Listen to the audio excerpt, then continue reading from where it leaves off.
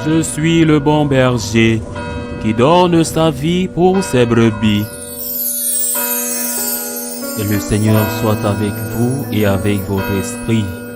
Évangile de Jésus-Christ selon saint Luc. Gloire à toi, Seigneur.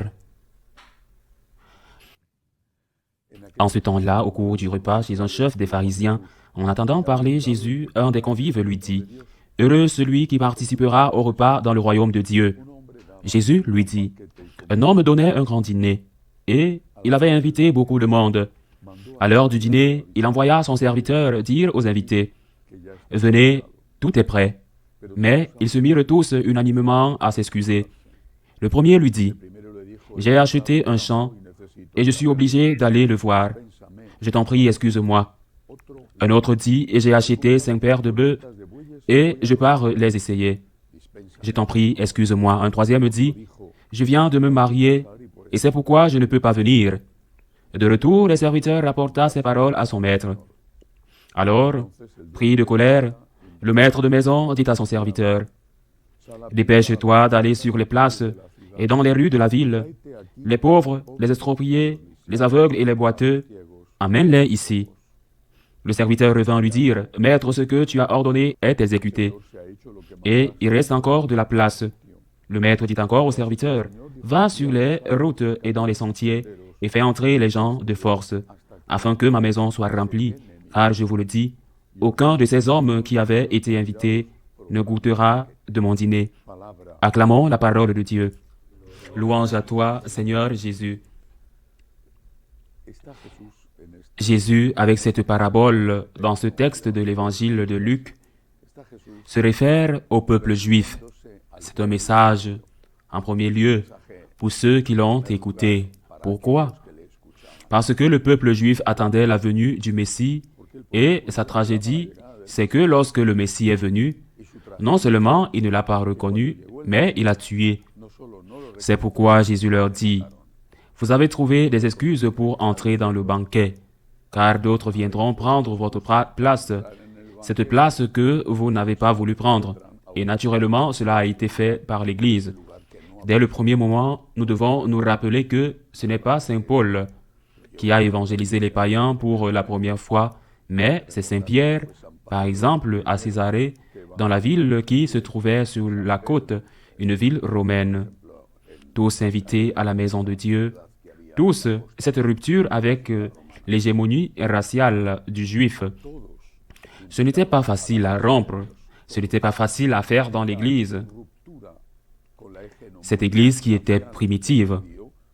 Tous invités à la maison de Dieu, tous, il n'y a pas de race choisie pour laquelle il est possible d'aller au ciel ou il est plus facile d'aller au ciel.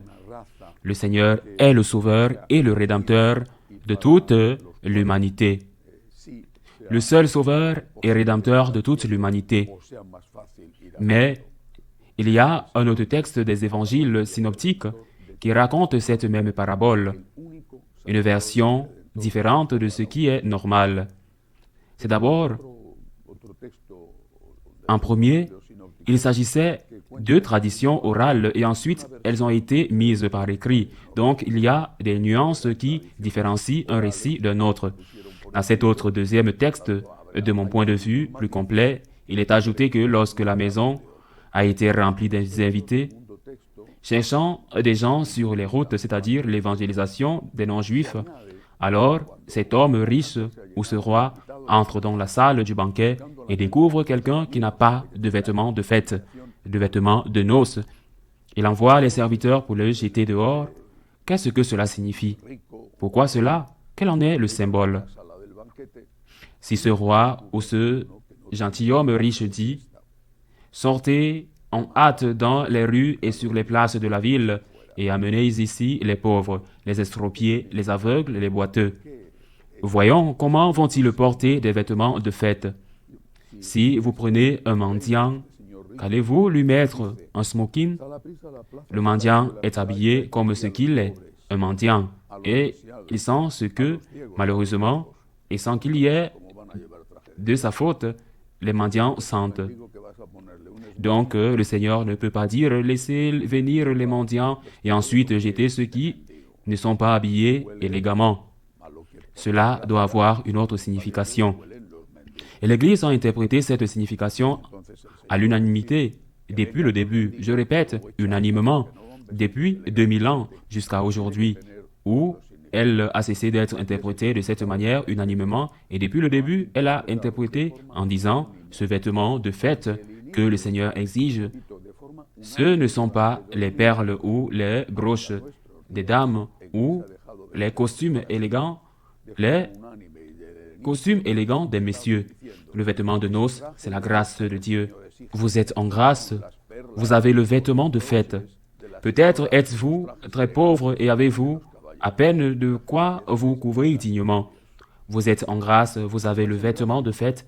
Vous n'êtes pas en grâce, peu importe le nombre de bijoux, de fourrures et de choses somptueuses et chères que vous portez, vous ne pouvez pas participer au banquet. C'est l'interprétation que l'Église a donnée à cette parole depuis le début. Je le répète, l'Église a donné à cette parabole depuis le début ce sens. Et le Seigneur admet tout le monde, pas seulement les Juifs, tout le monde, mais la Sainte Communion au banquet seulement ceux qui ont un vêtement de fête. Pourquoi est-ce que je dis cela jusqu'à aujourd'hui? Parce qu'il y a beaucoup de prêtres qui enseignent le contraire, c'est-à-dire qui enseignent que tout le monde peut recevoir la Sainte Communion.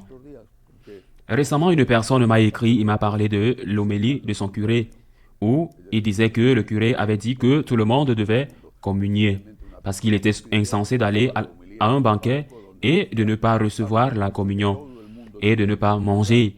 Eh bien, c'est une opinion hérétique. Ce n'est pas vrai. Tout le monde peut et doit aller à l'église. Si vous êtes catholique et que vous n'allez pas à l'église, à la messe le dimanche, vous commettez un péché mortel. Mais tout le monde n'a pas d'obligation d'aller à la communion.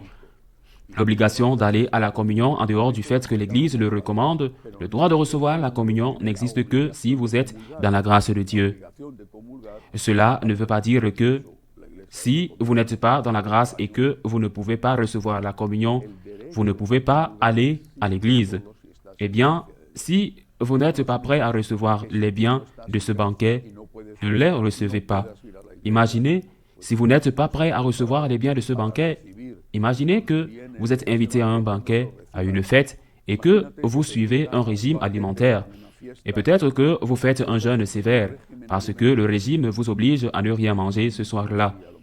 Et que vous êtes à la fête, eh bien, vous avez du mal, parce que vous voyez des délices que vous voulez vraiment, mais vous savez que vous ne pouvez rien manger, parce que vous êtes, par prescription médicale, dans un jeûne sévère, et donc, vous ne faites rien, vous ne mangez rien pour rompre ce jeûne. Et si nous pouvons comprendre cela en ce qui concerne la nourriture, comment ne pas le comprendre en ce qui concerne la réception de notre Seigneur Jésus-Christ? Comment pouvez-vous communier en état de péché mortel? Pour ajouter un péché au péché? Pour ajouter une offense de plus parce que vous avez envie du Seigneur que vous a donné son corps et son sang pour vous aider et qui n'a mis que cette condition sur vous, que vous soyez dans la grâce de Dieu. Si tu es en colère contre lui, comment peux-tu le serrer dans les bras? Allez d'abord vous réconcilier avec votre frère et revenez ensuite présenter votre offrande. Demandez d'abord pardon et une fois réconcilié avec Dieu, vous êtes parfaitement accueillis au banquet. J'insiste, la doctrine de l'Église depuis 2000 ans jusqu'à aujourd'hui, autant de gens la changent de manière hérétique.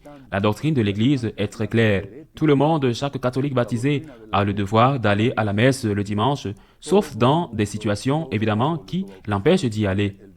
Par exemple, une maladie ou ce que nous avons vécu il y a quelques années. Le confinement dans les maisons à cause de l'épidémie de Covid-19. Tout catholique a le devoir d'aller à la messe le dimanche, et s'il n'y va pas le dimanche, il commet un péché mortel. Alors qu'à la messe, tout catholique qui est dans la grâce de Dieu peut recevoir la communion. Tel est l'enseignement de l'Église. Le Seigneur a accueilli tout le monde dans sa maison, tout le monde, tout le monde, tout le monde, mais il ne peut pas accueillir tout le monde dans sa maison, tous oui, tous non. Le Seigneur ne peut pas accueillir le péché dans sa maison.